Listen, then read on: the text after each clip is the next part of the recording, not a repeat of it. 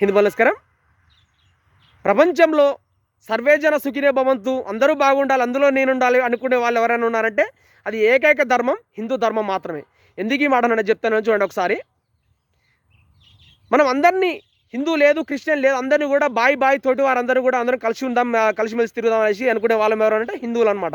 మనం అందరినీ బాయ్ అనుకుంటూ తిరుగుతుంటే వీళ్ళందరూ మనల్ని ఏం చేస్తున్నారంటే అదే బాయిలో ఎప్పుడు వీళ్ళు కప్పెడదామా హిందువులందరూ అనేసి వాళ్ళు ఆలోచిస్తూ ఉంటారన్నమాట. మన దేవాలయాల దగ్గర హిందువుల షాపులతో పక్కన ఒక ముస్లిం పెట్టుకొని అమ్ముకుంటాడు, ఒక క్రిస్టియన్ కూడా అక్కడ పూజ సామాగ్రి పెట్టుకొని అమ్ముకుంటూ ఉంటాడు అనమాట. మనం వీళ్ళకి ఆర్థికంగా ఎంతో కొంత దోహదపడుతున్నాం, మన దేవాలయాలు దోహదపడుతున్నాయి. కానీ అదే దేవాలయం ఎప్పుడు కూడా వీళ్ళు దోషం చేద్దామని చూస్తుంటారు. ఈ మధ్యకాలంలో ఏం జరుగుతుందంటే హోటళ్ళల్లో కొన్ని రకాల ట్యాబ్లెట్లు కలుపుతున్నారు. ఇదే విధంగా చాలా దిక్కులు జరుగుతూనే ఉన్నాయి. కాకపోతే అక్కడక్కడ బయటపడుతున్నాయి, కొన్ని దిక్కులు బయటపడట్లేదు. హైదరాబాద్ ఆర్టీసీ క్రాస్ రోడ్ దగ్గర బావార్చి బిర్యానీ సెంటర్ అనేసి బాగా ఫేమస్ అనమాట. అక్కడ ఈ బిర్యానీ సెంటర్లో చాలామంది తింటూ ఉంటారు, బాగా టేస్ట్ ఉందని అంటూ ఉంటారు అనమాట. టేస్ట్ కోసం సరే వాళ్ళు ఏమేమి కలుపుతున్నారో వాటితో పాటుగా హిందువులు పోయేటప్పటికి హిందువులకు సపరేట్గా పెట్టేసి ఏం పెడుతున్నారంటే అందులో కొన్ని రకాల ట్యాబ్లెట్లు కలుపుతున్నారు.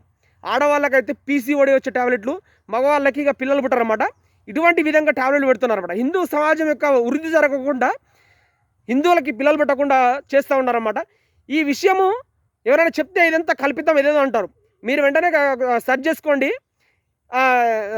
ఒక శాటిలైట్ ఛానల్లోనే ఈ వీడియో ఒకటి ఉంది, మీరు కావాలంటే చెక్ చేసుకోవచ్చు.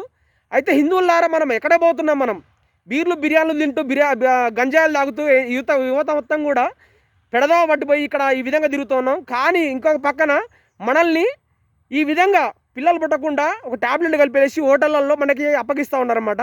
కాబట్టి తస్మాత్ జాగ్రత్త హిందూ సమాజమా.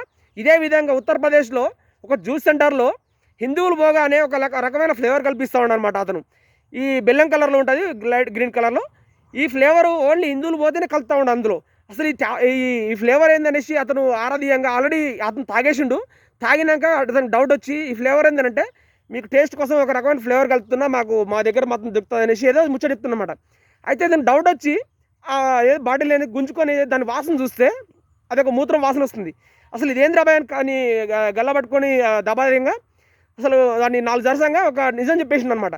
అది వాడి మూత్రం అనమాట. వాడి మూత్రాన్ని బాడీలో నింపేసి హిందువులు పోగానే అందులో జ్యూస్లో కల్పిస్తున్నాడు అనమాట.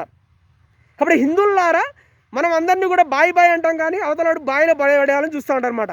కాబట్టి హిందువులారా ఇకనైనా కానీ వాళ్ళ దగ్గరికి వెళ్ళేసి షాపులలోకి వెళ్ళేసి టిఫిన్లు చేయకండి, టీలు తాగకండి, జ్యూసులు తాగకండి, ఇంకేది చేయకండి. అసలు వాళ్ళ దగ్గరికి వెళ్ళేసి ఏది కొనకండి.